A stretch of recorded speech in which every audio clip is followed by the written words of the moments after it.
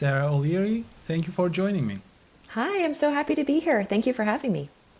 Sarah, I'd love to start with Willow's origin story. You're the CEO at Willow, but I'm also interested in your personal story of transitioning into Willow, previously from another brand who was also about, children. Yeah, yeah, sure. Let me start with Willow. So, to kind of level set so everyone knows who we are. So, Willow is the company that invented the all in one in bra wearable breast pump.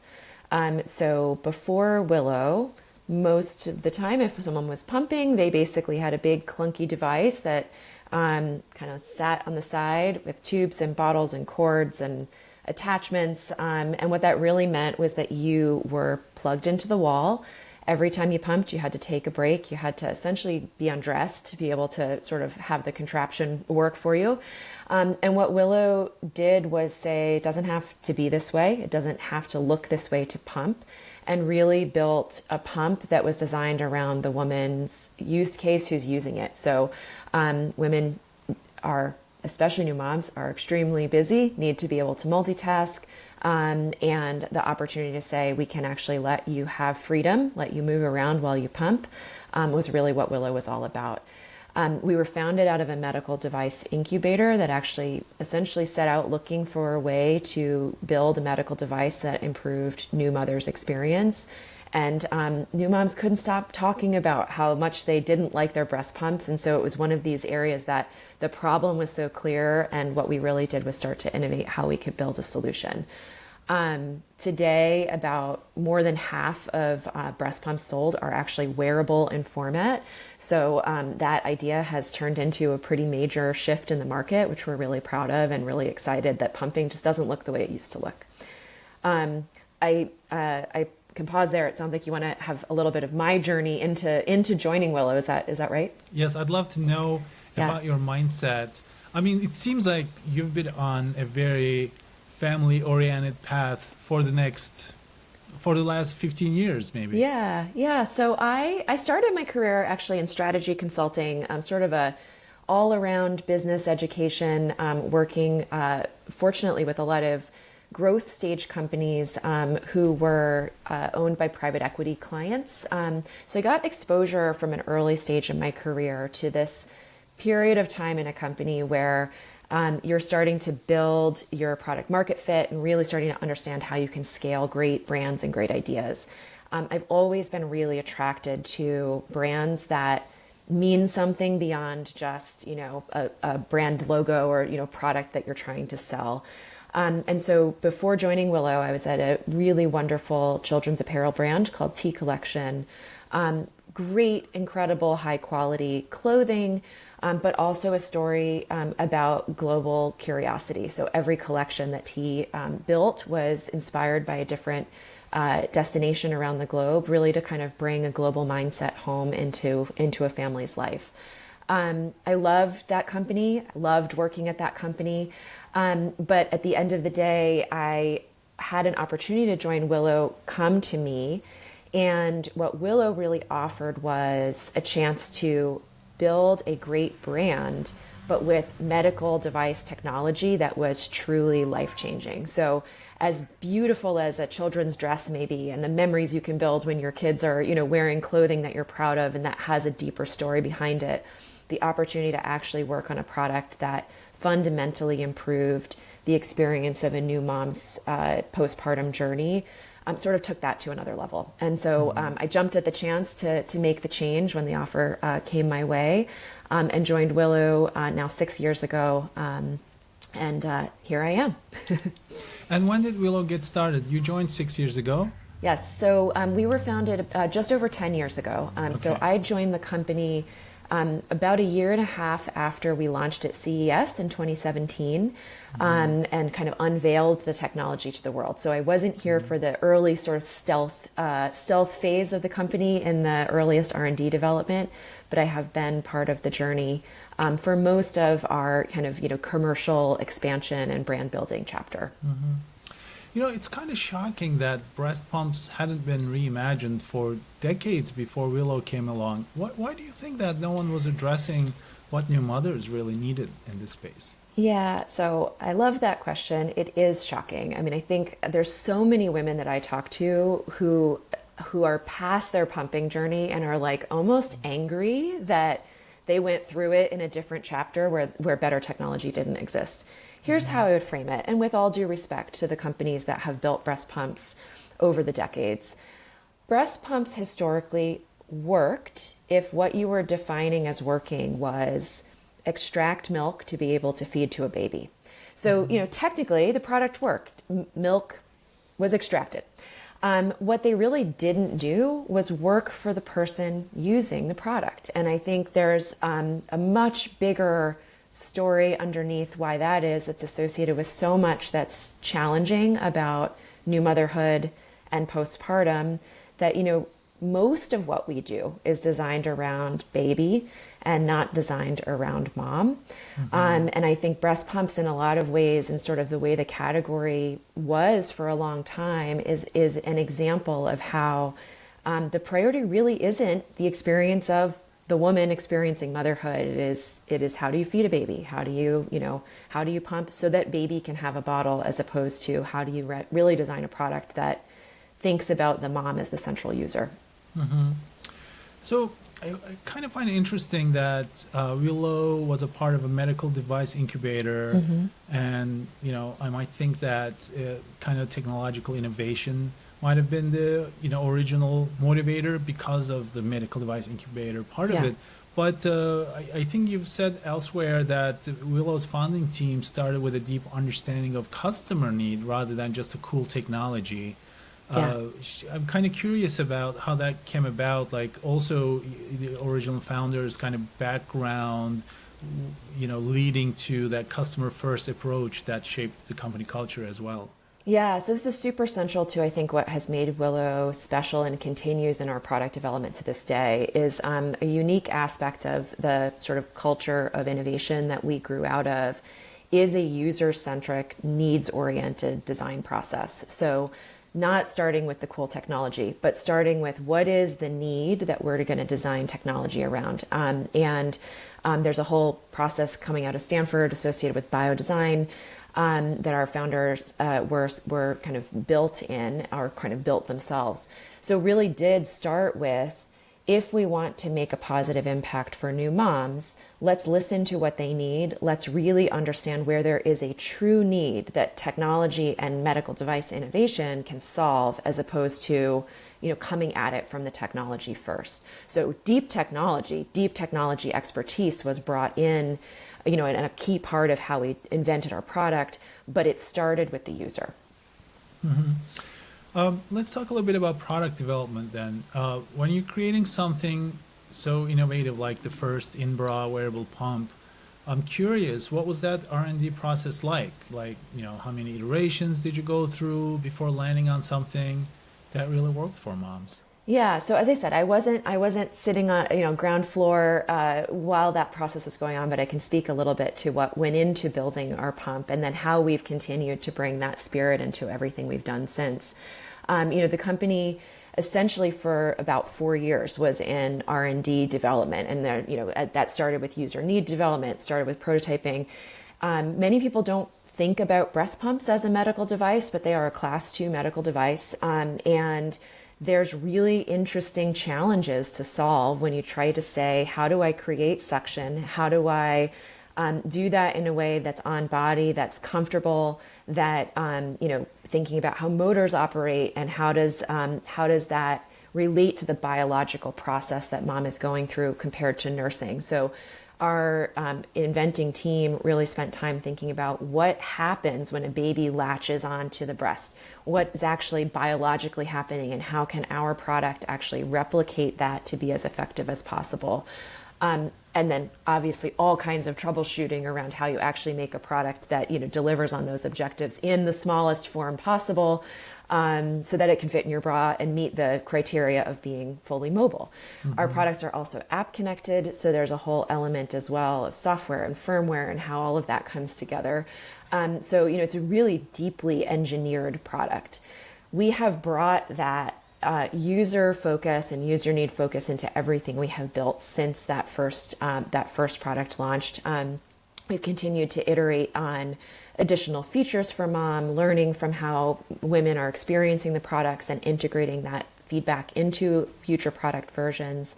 And then really importantly, in recent years, working on improving the affordability of the product so that more moms can access great technology. It's definitely our view that all moms deserve to have access to the best technology to support their postpartum journey. And we've worked through both reimbursement strategies as well as product strategies to make sure that we're continuing to expand the opportunity for moms to be part of the Willow journey. Curious, do you have to patent the technology like Willow? Do you deal with copycat problems? We do, yes. We are very proud that the category today has fully transformed into, more than half wearable products. Not all are created equal, in my opinion. Not all technology came out of a medical device incubator.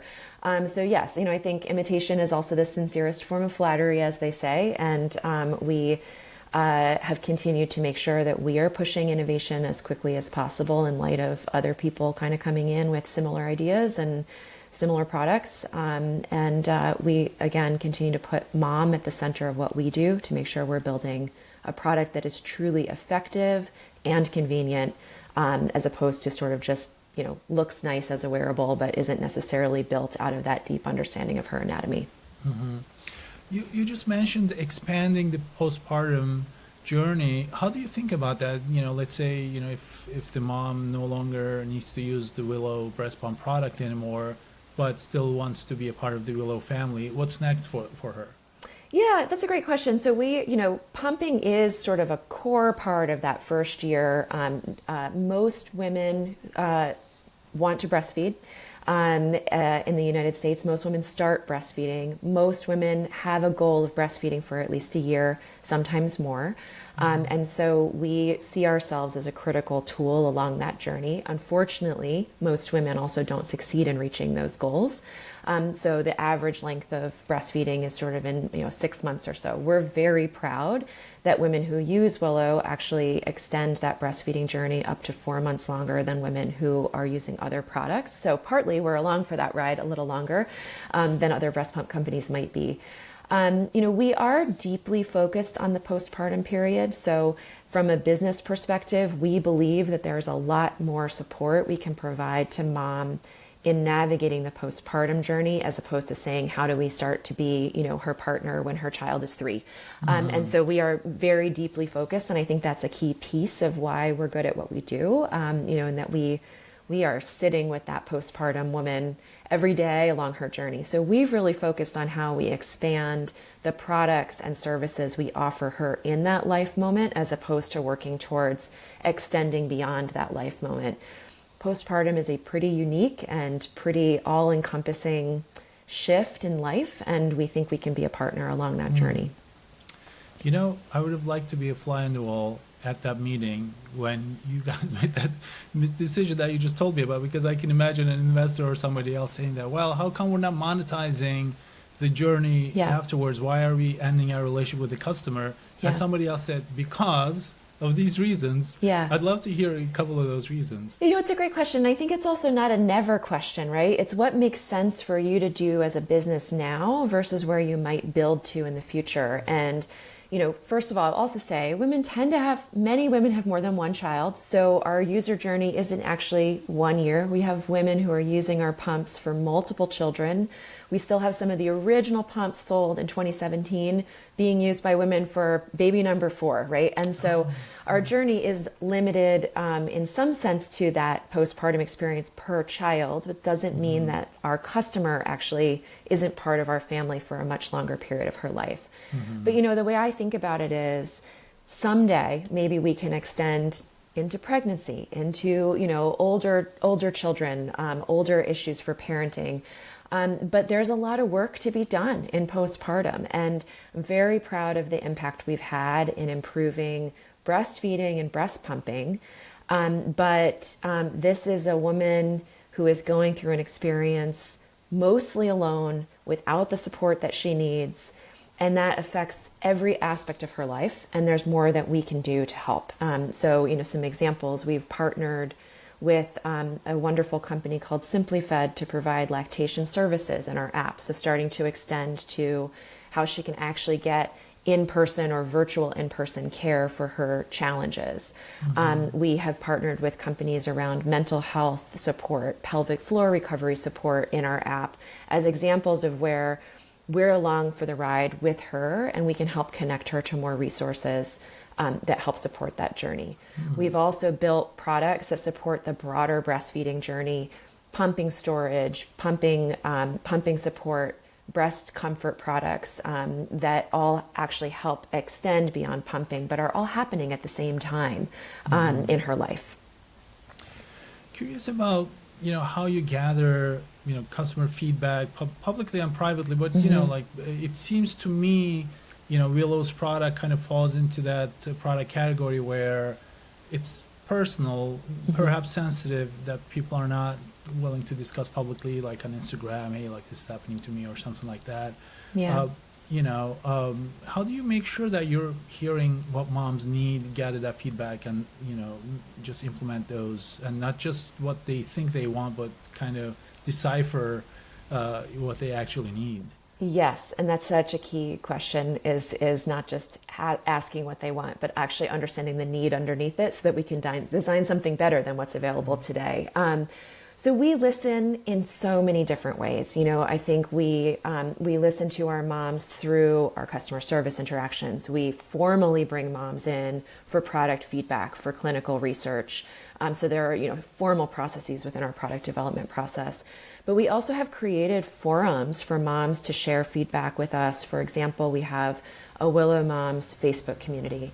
And it's a dialogue every day with moms who are sharing what they love about the products, sharing things they wish we could put into the products, sharing just broadly their experience in postpartum and in breastfeeding. And we're able to have that dialogue. And I think in those types of communities, and I like to think this is changing a little more broadly in social media too, there is more comfort with sharing your honest story and sharing, things that maybe are private, but that we all are starting to recognize, I think, as women, that if we don't talk about, the world doesn't get better around, right? And so, we really work to hear and to project back not only the stories of success in breastfeeding or the best pumping session I ever had, and here's all the milk, that's in my pump, but also like what's normal. Most women pump 4 ounces every time that they pump. That doesn't fill up the pump, and that's totally normal, and you're doing great. And so really trying to give a voice to how we help shape that conversation so that women feel included and that those tough conversations become public conversations, even as we also work to make sure we get that feedback in, more private forums or one-on-one contexts with mom. Well, you said Willow Moms. That immediately tells me it's just something every brand wants to do, right? They just want to create that kind of belonging, that kind of community, but not every brand gets it. Yeah. There's just not a lot of feeling of belonging with each brand. So from what I can tell, you've created a virtuous cycle where moms feel seen and heard by your brand, and they become incredible advocates for you. How did you do that? What's your secret?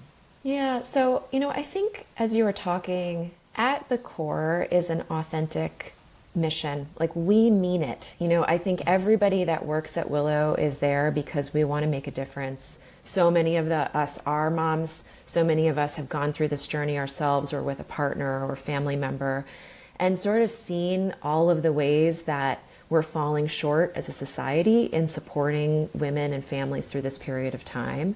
And so I think, there's a lot that brands can kind of say and do that are the imitation of that mission.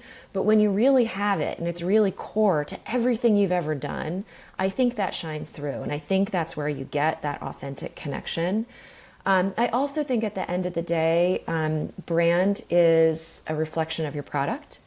And it's a reflection of how the product actually works for somebody. So we can say our product is great.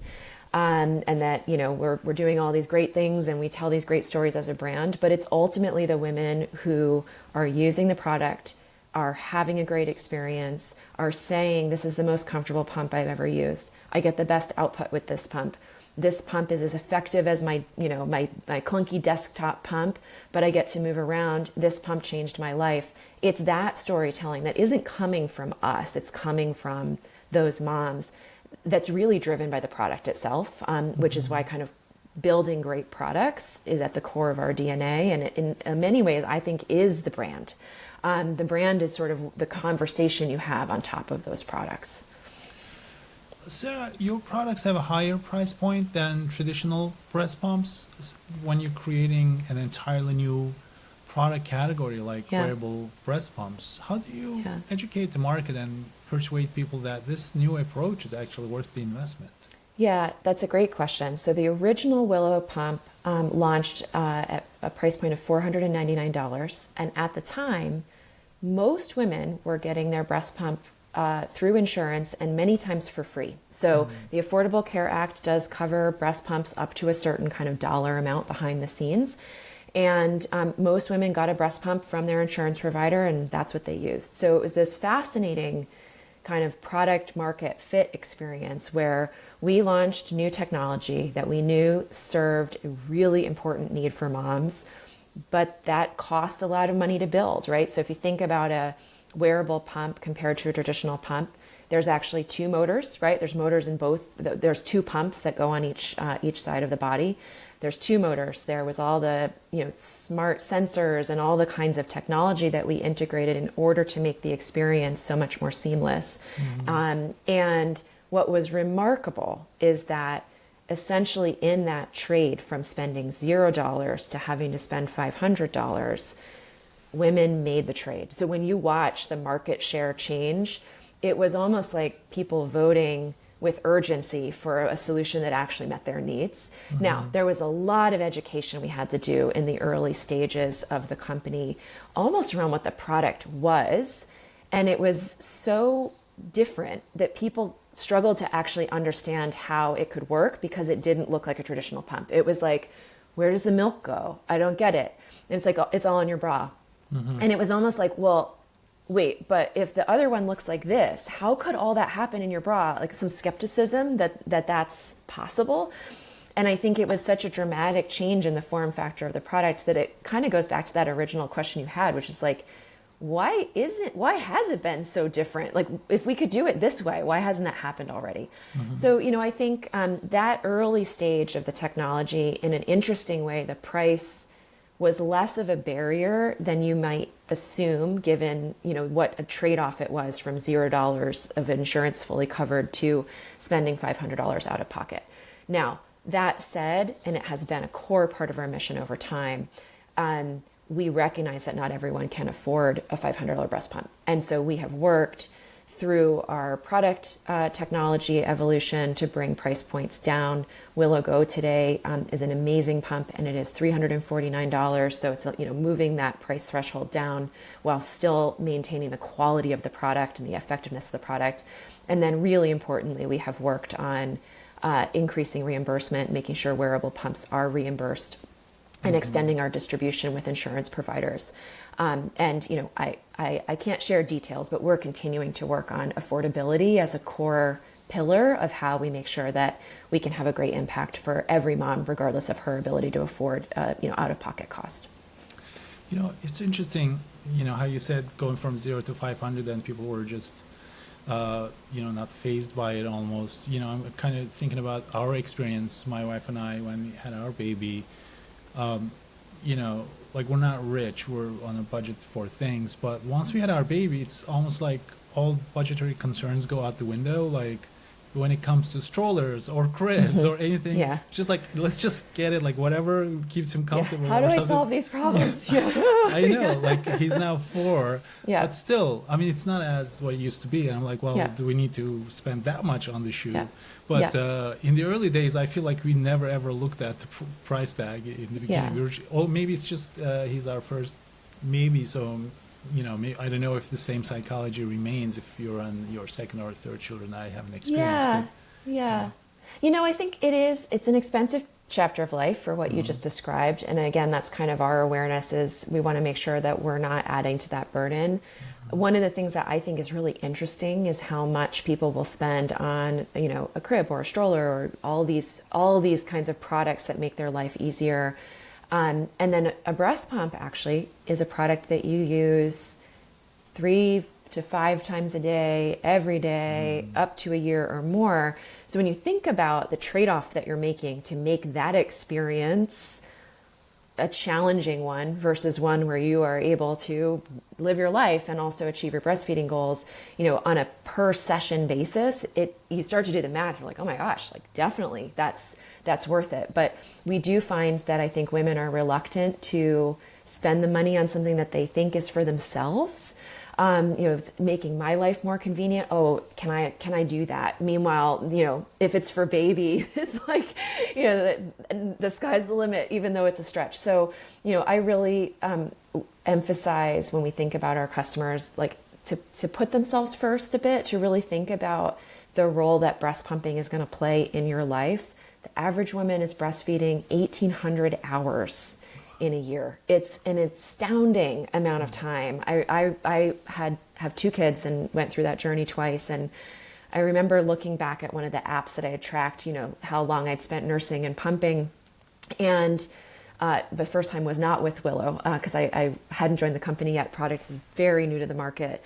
And it's almost astonishing to think, how did I spend that many hours in, this feeding and pumping experience, and that's something again that we can make a little easier, and I'm really proud of that. So what were some of the marketing channels that were working well for you since you joined, and now we're in 2025, a lot has changed. What do you see in the horizon in the next couple of years? I'll say a lot has changed. So when I joined Willow, my first role actually at the company was running our e-commerce business and digital marketing. We went to market exclusively through our e-commerce site at the beginning. And really a lot of our marketing was, yes, lots of grassroots recommendation from friend. We've always had a ton of word of mouth as a core part of our marketing mix, thankfully, because of the great products. But we really did traditional digital advertising, Google, Facebook, at the time, even Instagram was kind of still up and coming. And so we've been, migrating our advertising strategy as the digital landscape has evolved so dramatically. It's definitely not just Meta, it's not just search marketing anymore. And we have seen costs change, all of those journeys that anybody who's in sort of the digital marketing space has been on. But we also have changed how we go to market to reach the customer. So our business, yes, still has a core piece, which is through our e-commerce site, but we're available on Amazon. We're available in Target. We're available with some accessories at Walmart. We are available through insurance providers. So a lot of how we've built the brand in the later stages has really focused on much more traditional brand advertising. And how do you build awareness through some of those tools that I think a few years ago everyone thought like, oh, you can't measure those. That's not the, hot topics in brand building. It's all digital marketing. It's all sort of efficiency.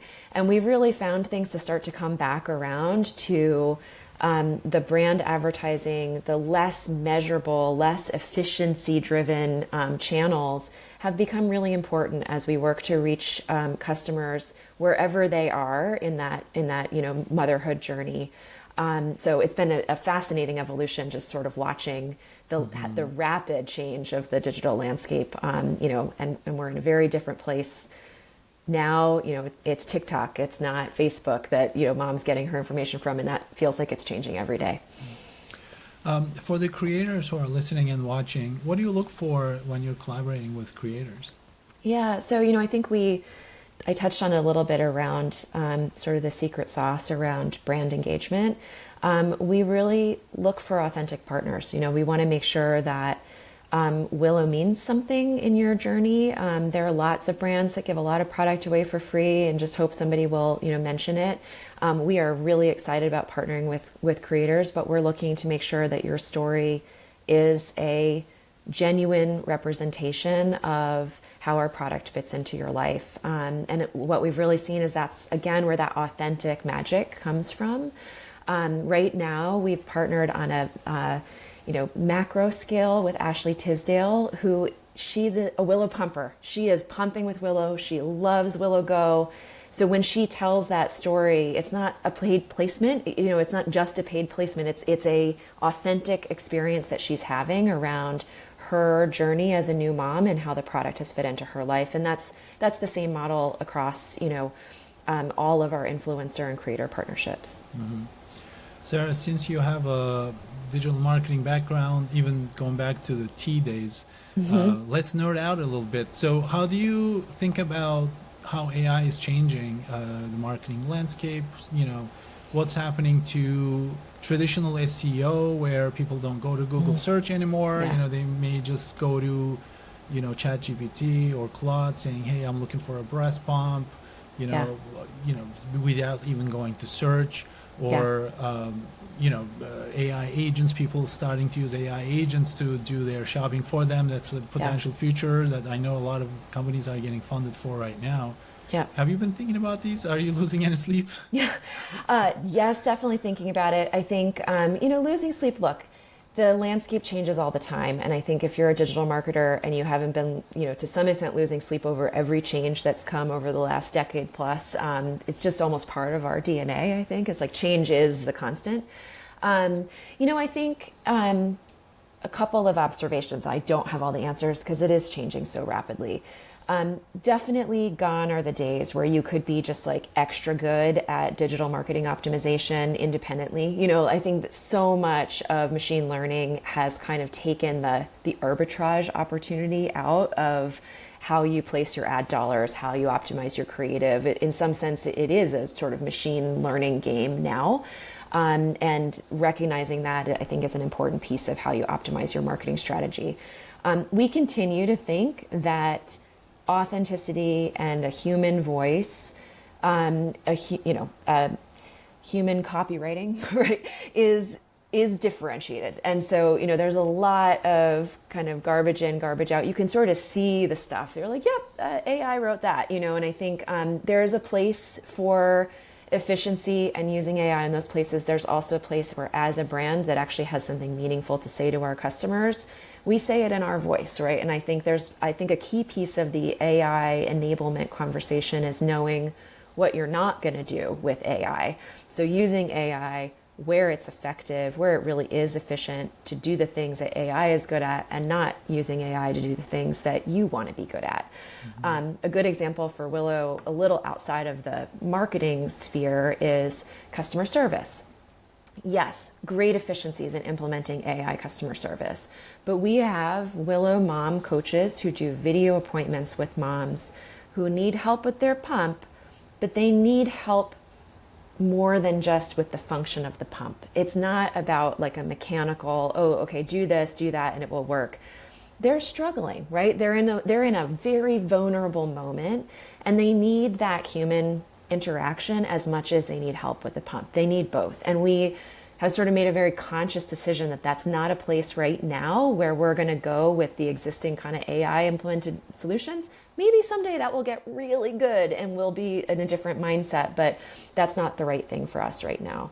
On the flip side, we've actually implemented an amazing women's health AI tool into our app, built on a foundation of scientific information, a partnership with a company called Emma, that actually is a conversational AI tool. Mom knows it's a conversational AI tool, but surfaces information much better than what she can get out of Google or Reddit, that's science-backed and conversational as she's having questions about her postpartum journey. So I think really it's about understanding where's the AI landscape today, where are there tools that are going to actually make my work better, versus places where AI is going to sort of dilute what I can do and what I can deliver best to the customer. Mm-hmm. So my final question, top 2 problems giving you a headache right now, and top 2 priorities you're excited about for the year.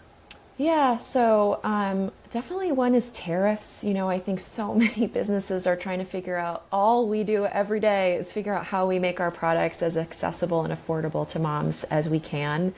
And we're watching really closely that landscape and working really hard to be able to continue offering what we have at the right prices so that people can engage with it. So that's definitely something top of mind. And then, competition, always top of mind, watching how the categories continue to evolve. We definitely lit a match under the breastfeeding category, and it's great for moms, but also means that we need to stay ahead because we're seeing lots of cool stuff from lots of companies and want to make sure that we are the innovation leader in the space. So those are sort of two of the, what keeps me up at night pieces, I think. In terms of what I'm excited about, Willow is continuing to push on how we serve mom in a broader capacity postpartum.